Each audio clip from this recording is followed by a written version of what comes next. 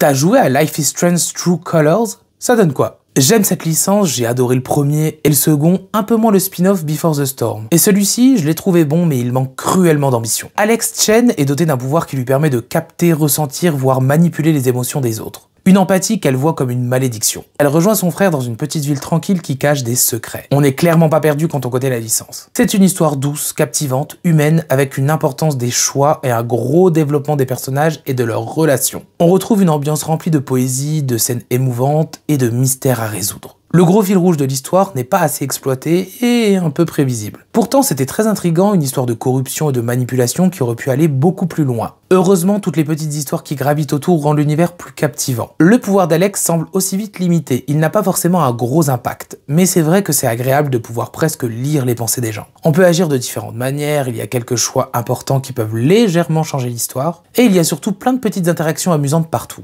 Le terrain de jeu est vite limité, on a le droit qu'à une petite ruelle de la ville avec quelques boutiques et certains lieux inédits. On sent vite qu'on a fait le tour, dommage. Heureusement, il y a pas mal de personnages, tous avec une personnalité bien travaillée. Techniquement, j'aime beaucoup le design, chaque plan ressemble presque à une peinture, les couleurs sont chatoyantes, il y a une très bonne utilisation des lumières, le design global est réussi. J'ai aimé aussi la manifestation des pouvoirs avec ses auras de couleurs, les doublages sont très bons et la musique est géniale.